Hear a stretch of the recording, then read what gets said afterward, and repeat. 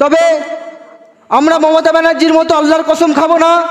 তবে আনিস খানের শহীদ দিবসে আনিস খানের শপথ গ্রহণ করে বলছি, এই মমতা ব্যানার্জিকে, এই শিক্ষা বিরোধী সরকারকে আমরা 2026-এ প্রাক্তন করব করব করব, কোনো কম্প্রোমাইজ নয়। কেন? রাইট টু এডুকেশন অ্যাক্টে বলা হয়েছে শিক্ষা প্রতিটি মানুষের মৌলিক অধিকার। তাই যেই সরকার আমাদের মৌলিক অধিকারে হস্তক্ষেপ করবে, আমরা সেই সরকারকে নবান্ন থেকে গঙ্গায় ফেলবো, কোনো কম্প্রোমাইজ হবে না। 2009 সালে নন্দীগ্রামের একটা সভায় মাননীয় মুখ্যমন্ত্রী মমতা ব্যানার্জি তিনি বক্তব্য দিয়ে বলেছিলেন, আমরা যদি ক্ষমতায় আসি 6 মাসের ভিতরে আমরা শিল্প করে দেব, কর্মসংস্থানের ব্যবস্থা করে দেব, চাষিদের ফসলের ন্যায্য মূল্যের ব্যবস্থা করে দেব, 10,000 শিক্ষা প্রতিষ্ঠান করে দেব, বছরে এত বেকার যুবক চাকরি পাবে, তাদের কর্মসংস্থানের ব্যবস্থা করে দেব। ঠিক 2011 সালে মাননীয় মুখ্যমন্ত্রী তৃণমূল কংগ্রেস ক্ষমতায় এলো। আজকে 2024 সালে দাঁড়িয়ে আপনারা দেখুন 10,000 শিক্ষা প্রতিষ্ঠান তৈরি হয়নি। 10,000 কেন, 10টা থেকে 100টা শিক্ষা প্রতিষ্ঠান তৈরি হয়েছে বলে জানি না, কিন্তু আজকে চক্রান্ত করে এই পশ্চিমবঙ্গে 8,500 শিক্ষা প্রতিষ্ঠান বন্ধ করতে চলেছে। আমরা স্টুডেন্ট ফ্রন্ট আপনাদের কাছে কথা দিচ্ছি, আনিস খানকে শপথ করে, স্বপ্নদ্বীপের স্বপ্নকে শপথ করে আমরা আপনাদের কাছে কথা দিচ্ছি, এই পশ্চিমবঙ্গের 8,000 কেন 8টা শিক্ষা প্রতিষ্ঠান এই মমতা ব্যানার্জিকে বন্ধ করতে দেব না। প্রয়োজনে আমাদের লাশের উপর দিয়ে যেতে হবে, তবুও আমরা রাজপথ দখল করে শুয়ে থাকবো, তবে আমরা 8টা শিক্ষা প্রতিষ্ঠান বন্ধ করতে দেব না। আনিসের স্বপ্নকে আমরা বাস্তবায়িত করার জন্য যতটুকু প্রয়োজন আমরা ততটুকু চেষ্টা করব। আপনাদের কাছে একটাই অনুরোধ, যে এখানে যে সকল স্টুডেন্ট ভাইরা আছেন তাদের কাছে একটাই অনুরোধ, আপনারা বিভিন্ন কলেজ ক্যাম্পাসগুলোতে যান, স্টুডেন্ট ফ্রন্টের সদস্য হন এবং আগামী দিনে আনিসের স্বপ্ন, স্বপ্নদ্বীপের স্বপ্ন, এভাবে হাজারো বেকার যুবকের স্বপ্ন, যারা উত্তরবঙ্গ থেকে কলকাতায় আসেন পড়াশুনো করতে এক বুক ভরা স্বপ্ন নিয়ে, যেন স্বপ্নদ্বীপের মতো সেই দ্বীপটা যেন নিভে না যায়, তার জন্য আপনাদেরকে রুখে দাঁড়াতে হবে, তার জন্য আন্দোলন করতে হবে।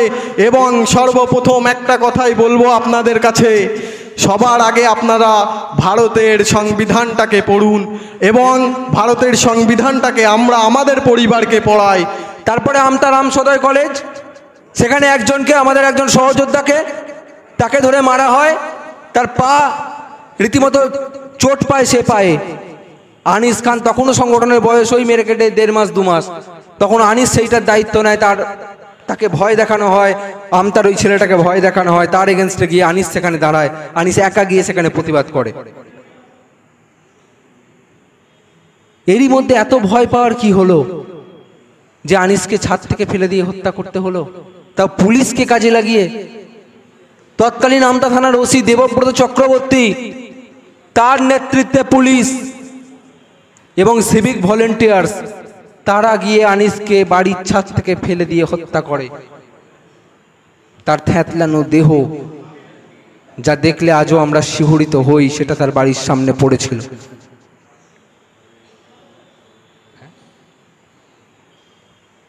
আমরা চমকে উঠেছিলাম, আজও আমরা আনিসকে বিচার দিতে পারিনি। কারণ যে এসআইটির ওপর আদালত ভরসা করেছে, পুলিশের দ্বারা তৈরি এসআইটি, সেই সিট যেখানে পুলিশ আছে, সেই পুলিশই তো হত্যা করেছে। তারা কি করে তদন্ত করবে? তারা কিভাবে একটা চার্জশিট জমা করবে? যারা হত্যা করেছে তারা তদন্ত করবে। মমতা ব্যানার্জি দেবব্রত চক্রবর্তীকে আমতা থানা থেকে ক্লোজ করে দিলেন। ক্লোজ করে দিয়ে কিছুদিন পরেই আবার আমরা শুনলাম বাগনান থানায় তাকে আবার এসআই করে ওপেন করা হয়েছে।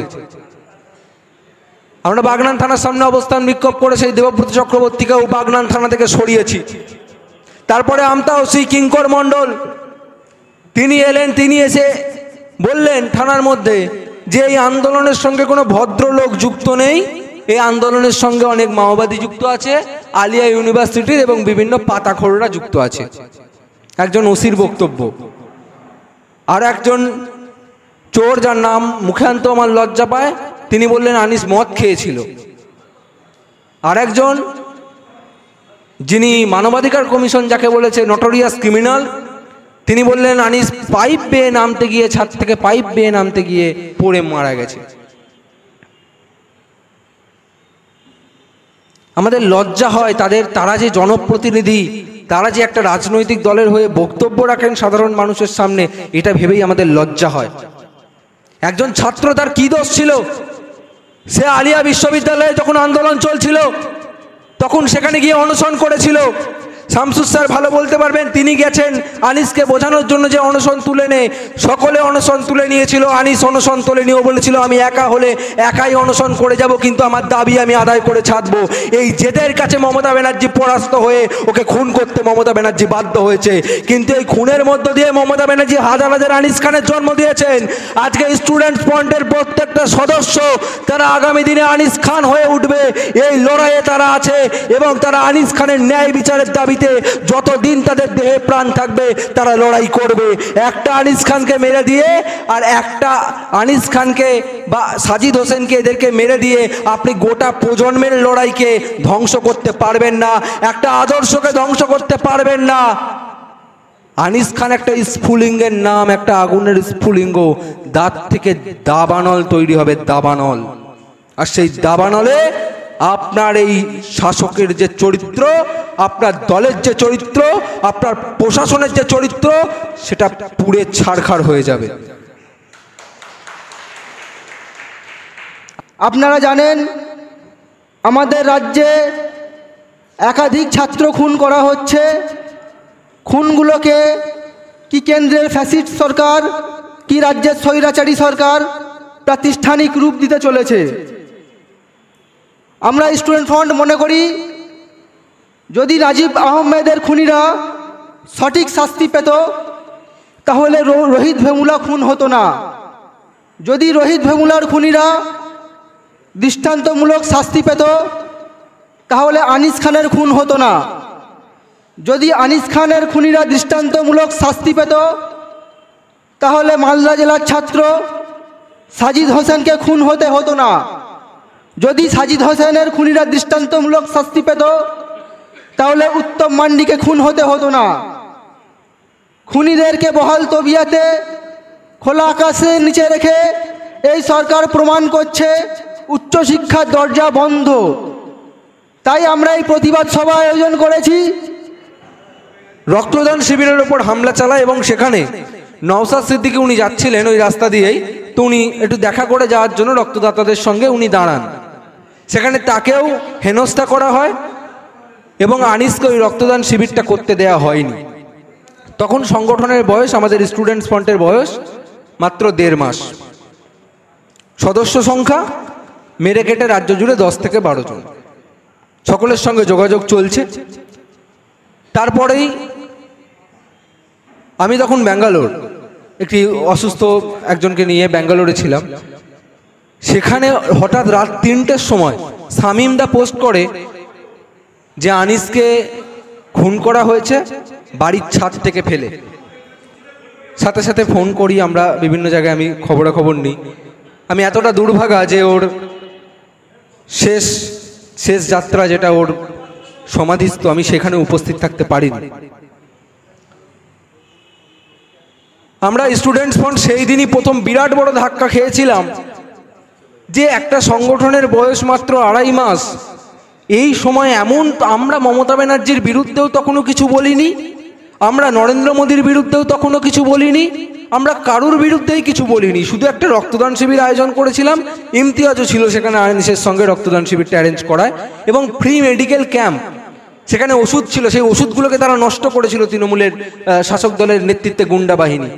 এবং সেখানে যে রক্তদাতাদের জন্য যে ফল দুধের আয়োজন করা হয়েছিল, রক্তদান শিবিরটা না করতে পেরে বাগনান স্টেশনে যারা থাকেন, যারা ফুটপাতবাসী, যারা স্টেশনে দিন কাটান, রাত কাটান, তাদেরকে আনিস সেখানে গিয়ে সেই ফল দুধ সেগুলো বিতরণ করেছিল। এইটা ছিল আনিসের আদর্শ। আজ আলিয়া বিশ্ববিদ্যালয় থেকে আমাদের সহযোদ্ধারা এসেছে। আজকে বিভিন্ন জায়গা, মুর্শিদাবাদ থেকে শুরু করে মালদা, হাওড়া, উত্তর 24 পরগনা, দক্ষিণ 24 পরগনা, সমস্ত জায়গা থেকে আমাদের সহযোদ্ধারা এসেছে। তারা আনিসের স্মরণ সভায়, শুধু আনিস নয়, আজ আমরা সাজিদ হোসেনকে স্মরণ করছি। সাজিদ হোসেনকে নিউ টাউনে আপনারা জানেন, আমি বলছিলাম সুটকেস বন্দি তার দেহ উদ্ধার হয়েছিল, তাকে কিডন্যাপ করা হয়েছিল এবং মুক্তিপণ চাওয়া হয়েছিল, তারপর তার দেহ উদ্ধার হয়েছিল, নিথর দেহ উদ্ধার হয়েছিল নিউ টাউনে। আমরা সেখানেও বিক্ষোভ জানিয়েছিলাম, নিউ টাউন থানা ঘেরাও করেছিলাম, আমরা ডেপুটেশন করেছিলাম। উত্তম মার্ডি উত্তরবঙ্গ বিশ্ববিদ্যালয়ের ছাত্র, তিনিও এসে বাড়িতে, সে 3 দিন মাত্র ইউনিভার্সিটিতে ছিল, তারপরে বাড়ি এসে তারও ঝুলন্ত দেহ উদ্ধার হয়েছিল বাথরুম থেকে। আমরা আজকে আমাদের স্টুডেন্টস ফ্রন্টের মঞ্চ থেকে তাকেও শ্রদ্ধা জ্ঞাপন করছি। সময় সংক্ষিপ্ত, এখনও অনেক বক্তারা রয়েছেন এবং আমাদের প্রধান বক্তা উনিও আর কিছুক্ষণের মধ্যে ঢুকে যাবেন। আমি শেষ করব।